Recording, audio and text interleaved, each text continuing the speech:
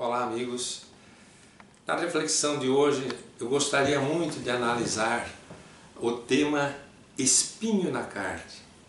Frase essa escrita, proferida por Paulo, apóstolo, na segunda carta aos Coríntios, está lá no seu item 12, quando ele diz assim: tenho um espinho da carne, um espinho na carne, um mensageiro de Satanás que me esbofeteia. Pedi ao meu Senhor por 3 vezes que mo afastasse, e ele disse que convinha que eu continuasse com ele, que suas graças bastariam. A carta começa de um jeito, tem continuidade e chega ao seu fim, e esse trecho é um trecho que dá margem a muitas análises, muitas interpretações que a gente vai encontrar praticamente hoje na internet. Nós vamos encontrar muitas interpretações, como se o espinho na carne fosse algum obstáculo moral de Paulo de Tarso, que o impedia de ser um cristão pleno. Mas nós não entendemos assim. Como espírita, nós sabendo da existência dos espíritos, nós entendemos que Paulo já diz qual que é o seu espinho na carne com a maior clareza: um mensageiro de Satanás. O que é o mensageiro de Satanás para um espírita, senão um espírito inferior? De maneira que seja um espírito que represente a classe das mais inferiores dos espíritos que habitam a terra.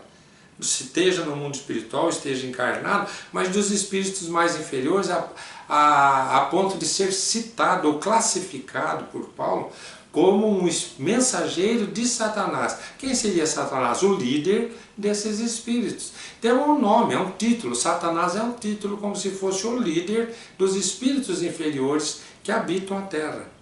Mas para os espíritas, todos os espíritos são criados por Deus, são filhos de Deus.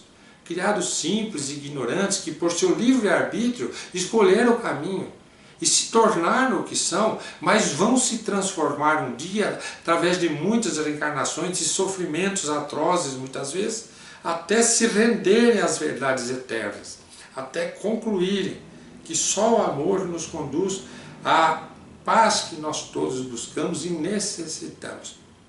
Então, quando Paulo apóstolo escreve tenho um espinho na carne, um mensageiro de Satanás, ele mesmo já está dizendo que é um espírito. Mas o mais interessante é que ele diz que por 3 vezes ele pediu ao Senhor que afastasse esse espírito de si.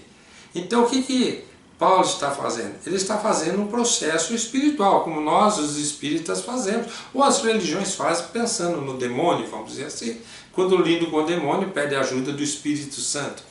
Então, nós pedimos aos nossos guias espirituais, aos espíritos superiores, a Jesus, ao Pai, nosso Criador, pedimos, por favor, que afaste de nós essas entidades negativas que estão fazendo mal para nós.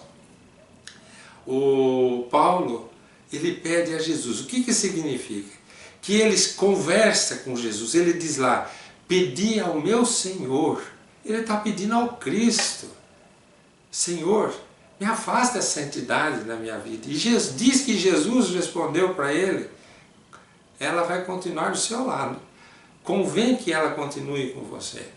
As minhas graças te bastam. O que Jesus estaria dando como resposta para Paulo?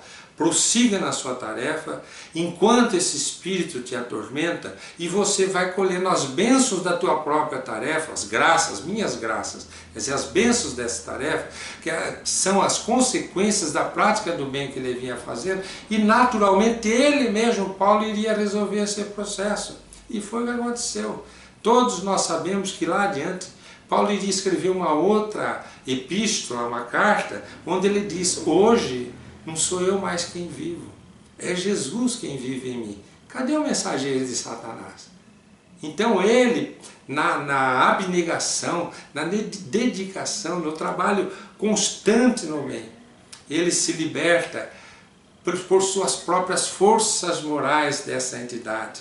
E se nós formos ao livro dos médiuns, que onde Allan Kardec nos apresenta esse laboratório do mundo invisível, onde fala das ações espirituais, dos tipos de espíritos, dos tipos de obsessões, e ele vai dizer que há necessidade, a melhor forma de conseguirmos resolver processos dessa natureza, de uma obsessão simples, mas cansativa, porque não para de perseguir a gente, é a reforma moral de quem sofre a perseguição.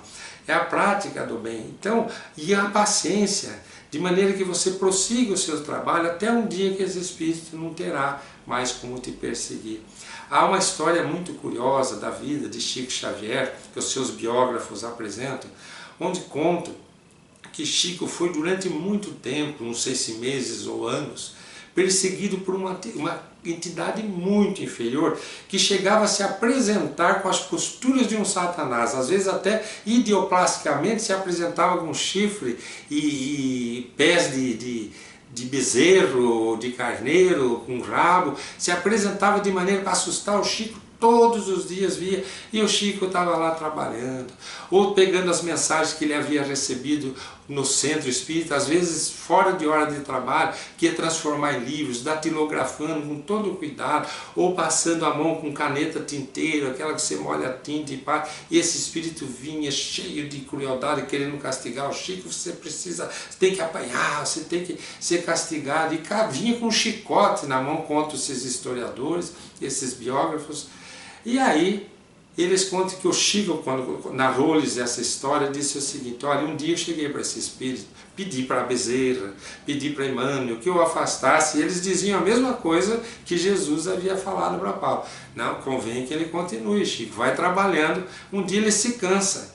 E a paciência do Chico propôs a esse espírito um dia o seguinte: um dia esse espírito chega com o chicote na mão, e o Chico olha para ele e fala assim: olha, meu filho, sei que você tem uma tarefa muito difícil, que é de vir me castigar todos os dias.